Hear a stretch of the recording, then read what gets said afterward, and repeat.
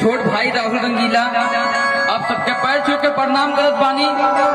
और गीत संगीत में कोनो गलती हो जाए अपन छोट भाई समझ कर माफ करी जा।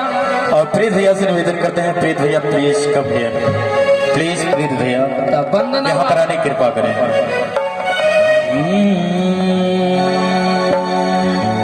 कि जय गणेश मंगल करना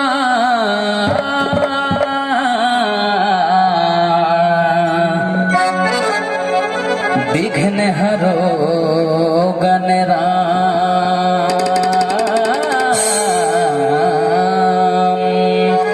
एक दंत करीवर वदना सीधे करो ममता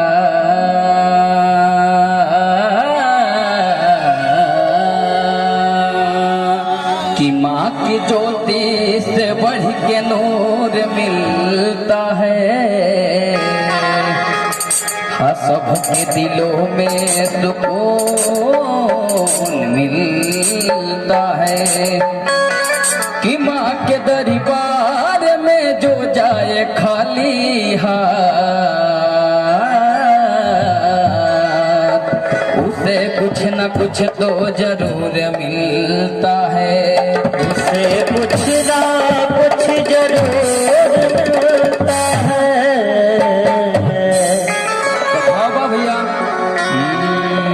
भावा कि माटी के मूर्ति से हंसे मुस्काई के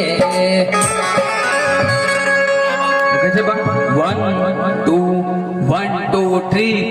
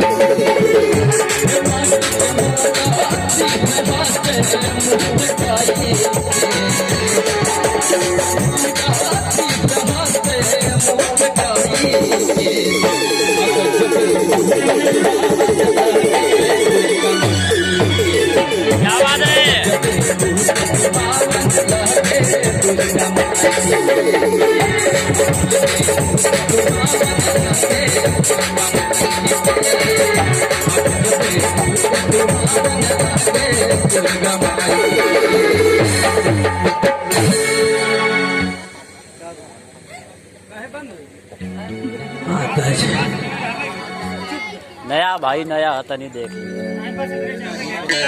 तो चलिए भैया हमारे को चैनल बा जौना चैनल के नाम बा मृदंग भोजपुरी। आप सब यूट्यूब पर जाइए हमारे चैनल के सब्सक्राइब बोली और यूट्यूब पे मृदंग भोजपुरी डालेंगे तो जरूर आइए। आप सब चैनल के सब्सक्राइब कर जा। और एगो गाना हमारे बा एल्बम के आप सबके सामने सुनावे जात बानी। अगर गलती हो तो अपन भाई समझ कर माफ करिए। भाई यार भाई है अपना कि हर किसके ना गहिला गरम मसलवा क्या बात एगो पत्नी के भावा भैया कैसे कि हर किसके ना गहिला गरम मसलवा हर जाऊ तू सिल बट्टा से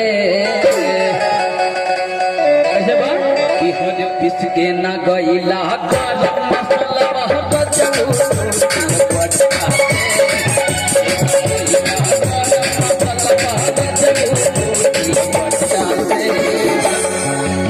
कि हर ठंडी में गरम माइल शरीरिया ठंडी में गरम माइल शरीर छोड़िया